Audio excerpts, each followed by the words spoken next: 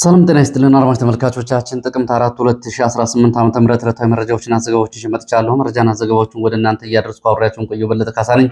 እናንተም እየተከታተላችሁ አብራችሁ እንድትቆዩ ነው በአክብሮት የምጋብዛችሁ። በዚህ ሰዓት የተለያዩ መረጃዎችን ይዣለሁ። ጡረታ ላይና እንዲሁም ደግሞ ረፍት ላይ የሚገኙ ወታደራዊ አዛዦች ለግዳጅ ተጠርተዋል የሚለውን መረጃ ጨምሮ በተለያዩ አካባቢዎች እንደዚሁ የቡድን መሳሪያዎችን በተለይ በዚሁ ውጊያ ወሳኝ የሚባሉ የቡድን መሳሪያዎችን እንደ ድሽቃና ሌሎች የቡድን መሳሪያዎችን የያዙ የመከላከያ አባላት ከስምሪትና ከግዳጅ ቀጠናቸው መውጣታቸውን ተከትሎ እንደዚሁ በወታደራዊ አዛዦችና በወታደራዊ ሰፈሮች ያለውን አጠቃላይ ሁኔታ የተመለከተ ዝርዝር መረጃ እንዲሁም ደግሞ በጎንደርና በአካባቢው በዚህ ሰዓት አፍላ ውጊያ እየተደረገ መሆኑን የሚገልጽ ዝርዝር መረጃ ይዣለሁ። ይህንን በዚህ የመረጃ ሰዓት ወደ እናንተ የማደርሳቸው ግንባር መረጃዎች ናቸው።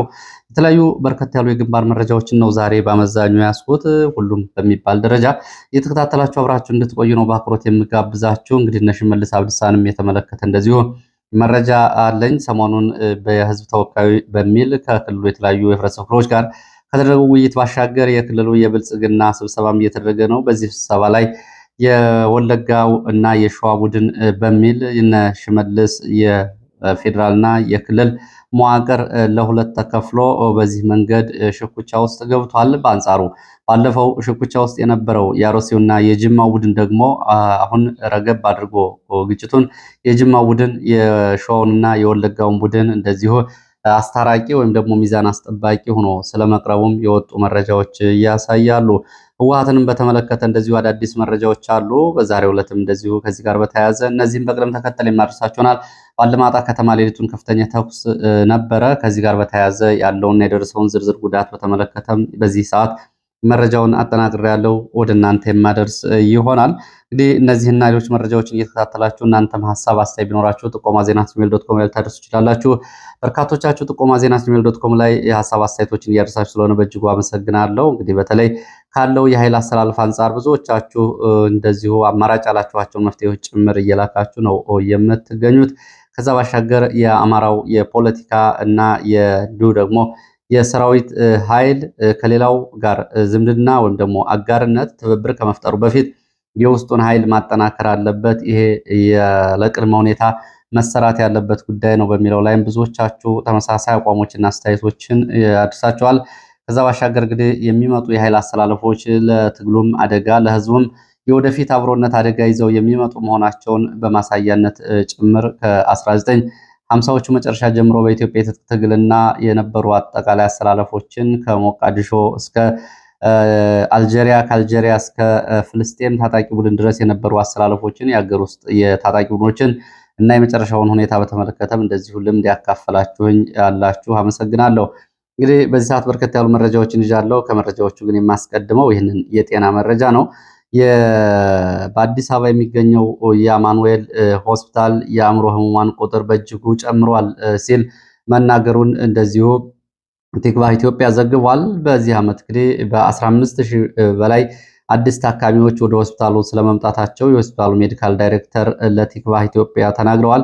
የሆስፒታሉ ሜዲካል ዳይሬክተር እንደገለጹት እንግዲህ በዚህ ዓመት በዚህ ቁጥር ያሻቀበው በተለያዩ የሀገር ውስጥ ቀውሶች ምክንያት ነው። የአእምሮ ህሙማን ቁጥር የጨመረው ጦርነቱ፣ ግጭት፣ ድርቅ፣ መፈናቀል በተለይ በተለያዩ አካባቢዎች ያለው ጦርነት በቀጥታና በተዘዋዋሪ በሰዎች የስነ ልቦና እና የአእምሮ ጤና ላይ እክል እየፈጠረ መሆኑን እንደዚህ ሆስፒታሉ ገልጿል። ለመሆኑ እንግዲህ አሁን የብልጽግና አመራሮችስ ቢሆኑ በዚህ ደረጃ የስነ ልቦና ጤንነታቸው በምን ያክል ደረጃ ላይ ይሆናል?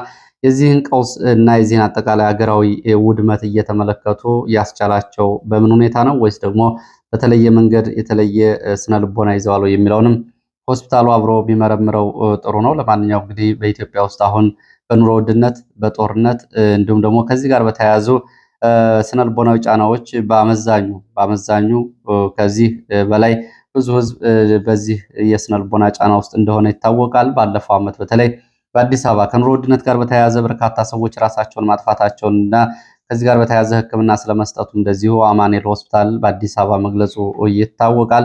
ወደ መረጃዎቹ ሲሄድ ትላንትና የግብፁ ፕሬዚዳንት አልሲሲ ወይም ደግሞ ጀነራል አልሲሲ ኢትዮጵያን በተመለከተ ዛቻና ማስፈራሪያ መልእክት ማስተላለፋቸው ይታወቃል። ለዚህ ዛቻና ማስፈራሪያ በኢትዮጵያ መንግስት በኩል ምላሽ መሰጠቱን መረጃዎች ጠቁመዋል። የኢትዮጵያ መንግስት ለግብፁ ፕሬዝዳንት ጀነራል አልሲሲ ዛቻና ማስፈራሪያ ምላሽ ሰጥቷል። በውሃ ሀብት ሚኒስቴር በኩል የውሃና ኢነርጂ ሚኒስቴር በሰጠው ምላሽ ግብፅ የአባይን ጉዳይ ከዛቻና ከማስፈራሪያ ባለፈ እንድትይዘው እንመክራለን ብሏል። እውነተኛ ትብብር የተፋሰሱ ሀገራት ፍትሐዊ እኩል ተጠቃሚነት ላይ እውቅና መስጠት፣ ግብፅ ይህንን በማድረግ ለትብብር ዝግጁ መሆን አለባት።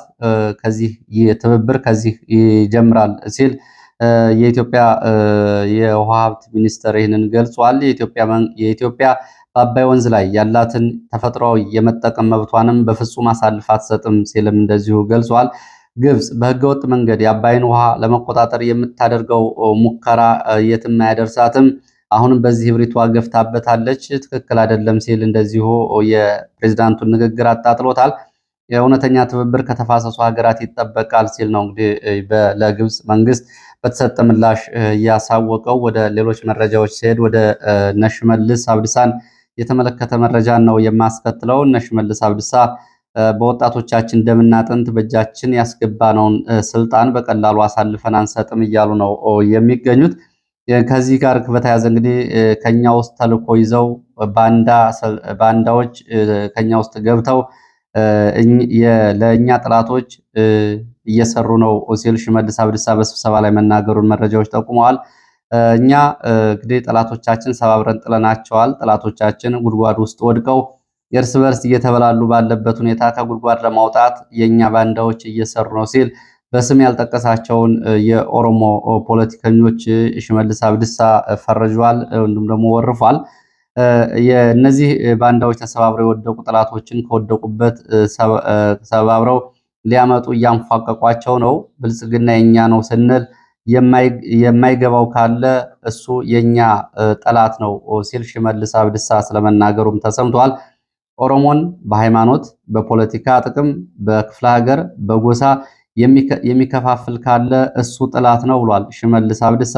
እናንተ ከጎናችን ከቆማችሁ ጠላቶቻችን እንደገና ከተሰባበሩበት እናደቃቸዋለን ሲል ነው እንግዲህ ዛቻ ቢጤ ያሰማው።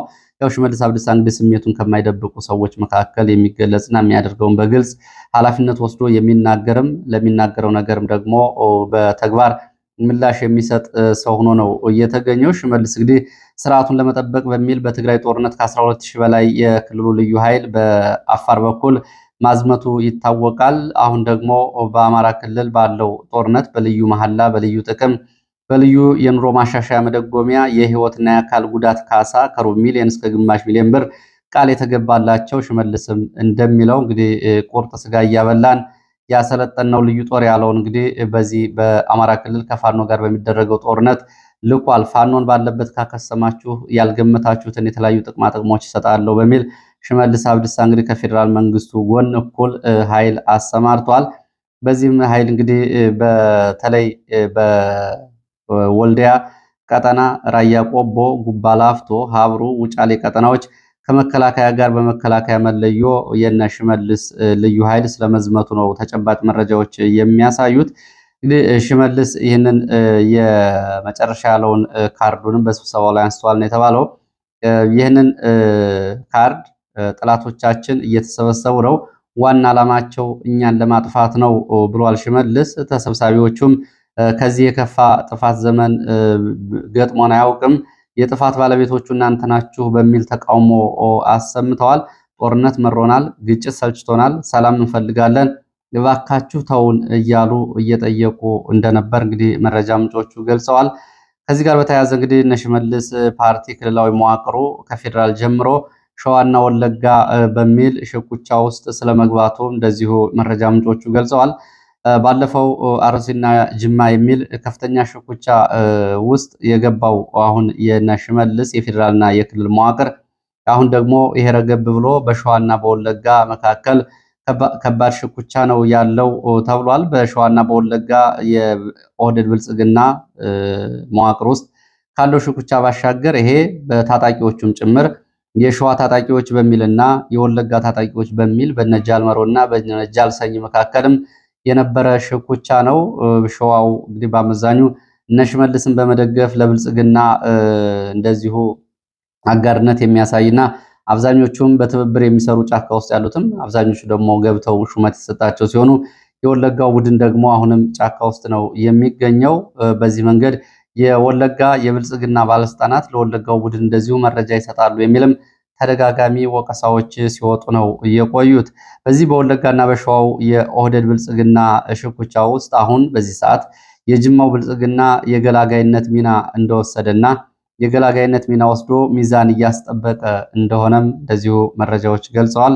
እንግዲህ የወለጋው ቡድን የሚባለው በግልጽ በሚመሩት ሰዎች ፊት ለፊት ባይታወቁም የሸዋው ቡድን የነ ሽመልስ ነው። እንግዲህ የምዕራብ ሸዋው የጀልዱ ቡድን እየተባለ የሚጠራው እንዲሁም ደግሞ የጅማው ደግሞ የአብይና የተወሰኑ የኦህደድ ባለስልጣናት ነው። የአርሲው ደግሞ እንግዲህ የመከላከያ አዛዦችን ጨምሮ የኦሮሚያ ምክትል ፕሬዝዳንትን ጨምሮ እና አዳነች አቤቤ ጭምር ያሉበት ቡድን ነው። ከዛ ባሻገር በዚህም በትንንሽ እንደዚሁ ሃይማኖታዊ ጎሳዊ ጉዳዮችን ይዞ የፖለቲካ ሽኩቻ ስለመገባቱ በተለይ የሸዋው ቱለማ የሚባለው ቡድን ከአርሲ የሚመጡ ካድሬዎች፣ ከወለጋ የሚመጡ ካድሬዎች፣ ከጅማ የሚመጡ ካድሬዎች ለኦህዴድ ስልጣን ሲባል የቱለማን ገበሬ እርሻ እየተቀራመቱ እየሸጡት ነው። ይሄ ትላንትና ህወሓትን ተቃውሞ የኦሮሞ ህዝብ የገበሬውን እርሻ ያስጠብቃል የተባለው አሁን በሌላው ቡድን በተራ እየተሸጠ ነው የሚልም ከፍተኛ ቅሬታ ትናንትና በስብሰባው መነሳቱን መረጃዎች ጠቁሟል። ወደ አማራ ክልል መረጃዎች ነው የሚሄደው። ወደ አማራ ክልል መረጃዎች ሲሄድ በአማራ ክልል ሰሜን ወሎ አለማጣ ከተማ ሌሊቱን ተኩስ እንደነበር መረጃዎች ገልጸዋል። በአለማጣ ከተማ እንደዚሁ የህወሓት ሰዎችም ስብሰባ አድርገዋል። የህወሓት አመራሮች ከትግራይ መጥተው ነበር ትናንት በአካባቢው የሚገኙ የህወሓት ወታደራዊ አመራሮችንና እንደዚሁም ደግሞ የህወሓት ጽህፈት ቤት የፓርቲ ባለስልጣናትን የሰበሰቡት ትናንትና የህወሓቱ ከንቲባ የአለማጣን ህዝብ ሰብስበህ ሚሊሻውን መልምለህ ከጎናችን አላሰለፍክም በሚል በርካታ ወቀሳ ቀርቦበታል ነው የተባለው። እንግዲህ ጥለንህ እንወጣለን ምርጫ ምንድን ነው የሚል ጫና ውስጥ እንዲገባ ስለመደረጉ ነው የታወቀው። ሞገስ ሽፈራው ይባላል በህወሓት የተሾመው የአለማጣ ከንቲባ። የአለማጣን ህዝብ አሳምነህ ሚሊሻ መልምለህ ከጎናችን አላሰለፍክም በሚል ወቀሳ ውስጥ የገባው ከንቲባው በስብሰባው ላይ እንግዲህ የራያ ቀጠና ያሰማራው ኃይል የራያ ህዝብ በፍጹም ደጀን አይሆነውም። የራያ አለማጣ ህዝብ ደጀንነቱ ለመከላከያ ነው። ይሄ የሆነው ደግሞ በአንተ ስንፍና ነው። ስለዚህ በዚህ ቀጠና ውጊያ ቢቀሰቀስ ኃይላችን ከኋላ ይወጋል። በአጭር ጊዜ የሚሊሻ ኃይል ሰብስበህ ደጀንነትን ካላሳየህና ካላረጋገጥ የህወሓት ታጣቂ ጥሎህ ይወጣል። ምክንያቱም ከጀርባው በሚወጋበት ቀጠና መቀመጥ አይችልም ሲሉ በስብሰባው እንግዲህ ይህንን አስፈራርተዋል። ዛሬም ስብሰባው ይቀጥላል ነው ያሉት የመረጃ ምንጮቹ። እንግዲህ በባለስልጣናትና በከንቲባው በወታደራዊ አመራሮች መካከል ባለማጣ ግንባር ያሉት ክፍለ ጦሮች፣ የኮር አርሚ አዛዦችና የህወሓት ጽሕፈት ቤት ተወካዮች የተገኙበት ስብሰባ ዛሬም ይቀጥላል ተብሏል። በዚህ መሃል እንግዲህ ሌሊቱን ባለማጣ ከተማ የነበረውን ተኩስ በተመለከተ የሚከተለው መረጃ ይዣለሁ። መሃል አደባባይ ከምሽቱ 3:40 እስከ ምሽቱ 4 ተኩል ከተማው ከፍተኛ የተኩስ ድምፅ እንደነበር የመረጃ ምንጮቹ ገልጸዋል። የተኩሱ መነሻ ምክንያት በተመለከተ እንግዲህ እንደ መረጃ ምንጮቹ መከላከያ አጸፋ ምላሽ መስጠቱን ተከትሎ በከተማው ውስጥ ተኩስ ለ1 ሰዓት ገደማ ተደርጓል። ምክንያቱ ደግሞ የህወሓት ታጣቂዎች የአማራ ማንነት ጥያቄ የሚያነሱ የአካባቢው ተወላጆችን አፍነው ሲወስዱ ሰዎቹ ሲጮሁ ጥበቃ ላይ ነበሩ እና በፓትሮል ይዞሩ የነበሩ የመከላከያ አባላት ምንድነው የሚጮሁ ሰዎች ብለው ሲጠይቁ የህወሓት ታጣቂዎች እናንተ ምን አገባችሁ በሚል በመከላከያ አባላት ላይ ጥቃት ለማድረስ መሞከራቸውን ተከትሎ ስምሪት ላይ ፓትሮል ላይ የነበሩ የመከላከያ አባላት አደባባዩ ላይ ተኩስ በመክፈት ነው እንግዲህ ይሄ ተኩስ የተቀሰቀሰው። በመከላከያ አባላት በተከፈተው ተኩስም ቁጥራቸው ያልታወቁ የህወሓት ታጣቂዎች ጉዳት ደርሶባቸዋል። ከተጎዱት ውስጥ የህወሓት ታጣቂዎች የአካባቢ የሚሊሻ አስተባባሪ የነበሩት ተክላይ ሳህሉ ወዲያውኑ ህይወታቸው አልፏል። ሁለቱ ደግሞ አብረው እንደዚሁ ጉዳት የደረሰባቸው በከባድ ሁኔታ ቆስለው ሆስፒታል ገብተዋል። የመትረፍ እድል የላቸውም ነው የተባለው። ሌሎችም እንደዚሁ መጠነኛ የአካል ጉዳት የደረሰባቸው ታጣቂዎችም መኖራቸው ታውቋል። እንግዲህ በትናንትናው ዕለት የህወሓት ታጣቂዎች በዚሁ በአለማጣ ከተማ ዙሪያ 2 ካህናትን በሌሊት አፍነው መውሰዳቸው ይታወቃል። እንግዲህ ሌሊት ዛሬ ሌሊትም በነበረው ተኩስ ታፍነው የነበሩ ሰዎች 4 ሰዎች ከህወሓት ታጣቂዎች አምልጠዋል ነው የተባለው። ከትላንት ወዲያ የህወሓት ታጣቂዎች ያፈኗቸው ካህናት ዛሬ የት እንዳሉ አይታወቅም።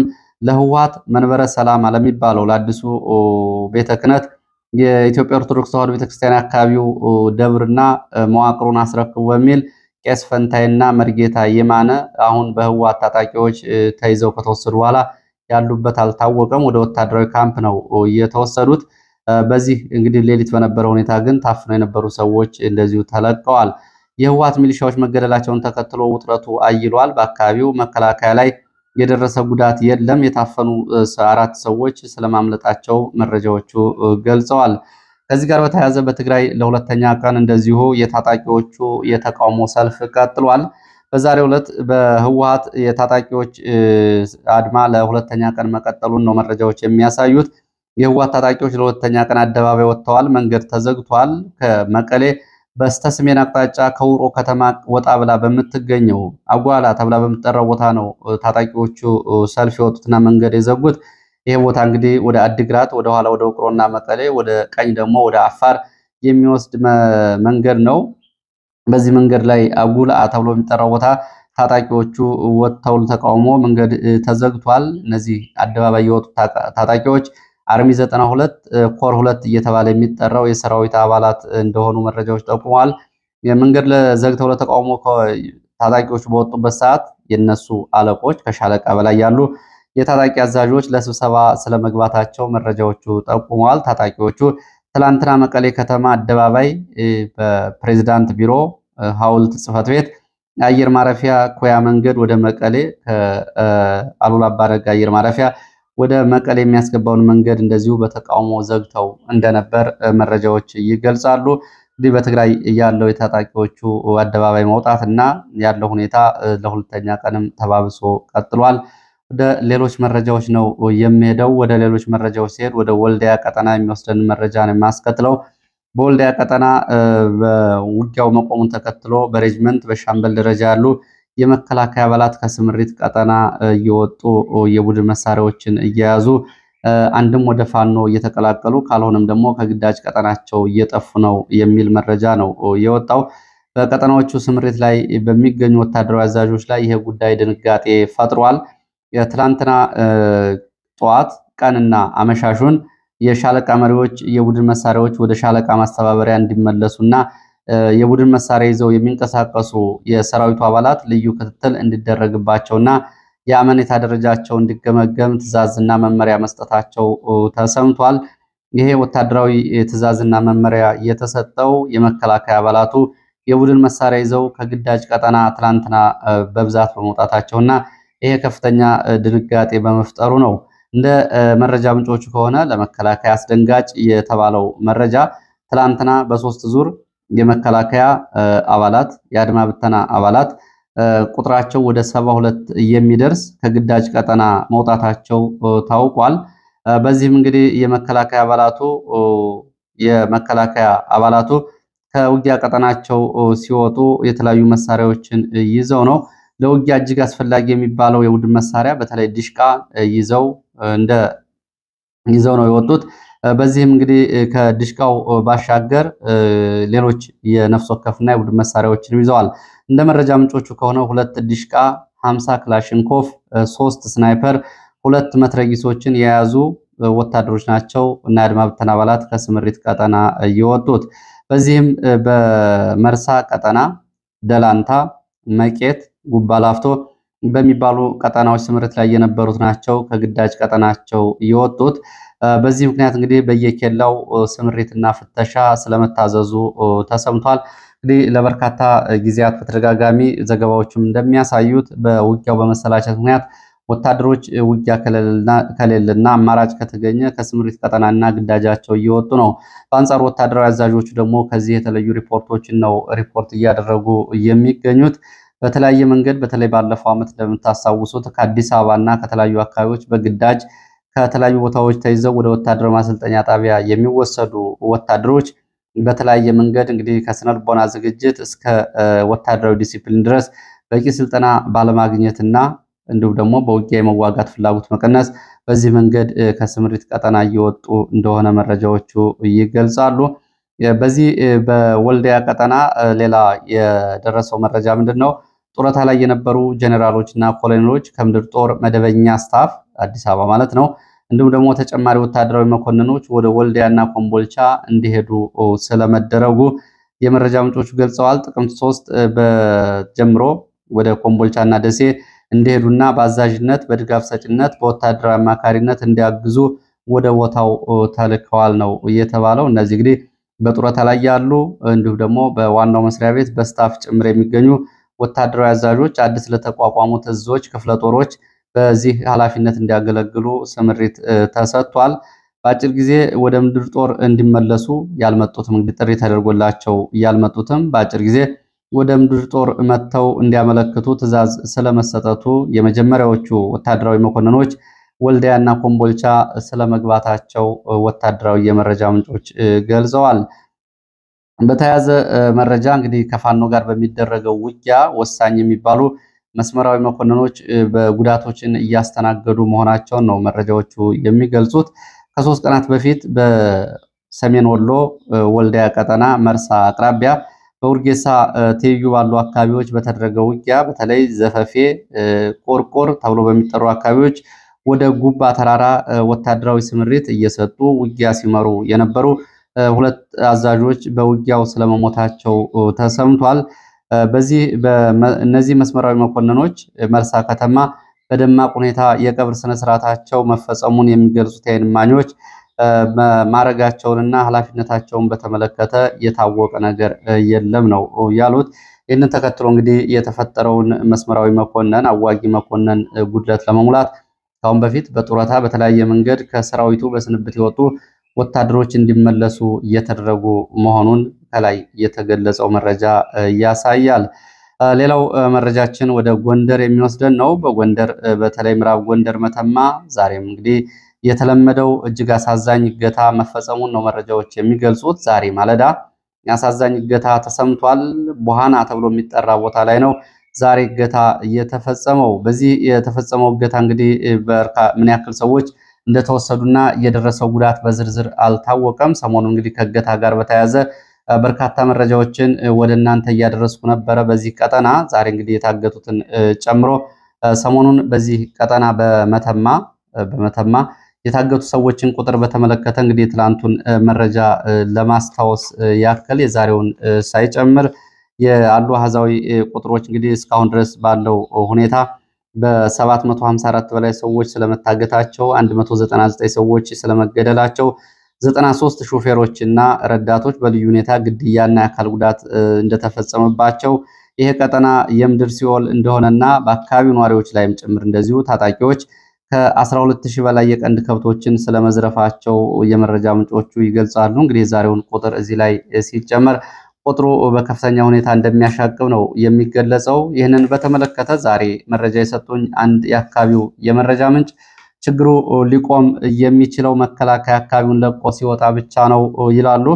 መከላከያ አካባቢውን ለቆ የሚወጣ ከሆነ ችግሩ ይቆማል፣ ካልሆነ ግን ችግሩ ይቀጥላል ላሉ። የችግሩን መነሻ በተመለከተ በአካባቢው ያለው አስከፊ እገታ እንደቀጠለ ነው። መከላከያ ለቆ ከወጣ ችግሩ ይፈታል፣ ካልሆነ ግን ችግሩ ይቀጥላል። ይህንን እገታ የሚፈጽሙት በአካባቢው የሚንቀሳቀሱ ታጣቂዎች በፊት በህወሓት ሙሉ በሙሉ ድጋፍ እና ወታደራዊ ስልጠና ሎጂስቲክ ይደረግላቸው የነበሩ በኋላ የክልሉ መንግስት በወሰደው ጸጥታ ማስከበር የተወሰነ ረገብ ብሎ የነበረ ቢሆንም እና ደግሞ የህወሓትን መዳከም ተከትሎ ታጣቂዎቹ እንደዚሁ በአካባቢው የነበራቸው ተጽዕኖ ቀንሶ ነበረ። መከላከያ ወደ አካባቢው በኮማንድ ፖስት ግዳጅ ከገባ በኋላ የህወሓትን ቀጥታ ለታጣቂዎቹ ያደርግ የነበረውን ድጋፍ አንዳንድ የኦህደድ ጄኔራሎች ማስቀጠላቸውን ተከትሎ ታጣቂዎቹ አሁን ከሱዳን ከህወሓት በሚያገኙት ድጋፍ በአካባቢው በእገታ በሚያገኙት ድጋፍ ከመከላከያ በሚያገኙት የሎጂስቲክና ወታደራዊ ድጋፍ ይህንን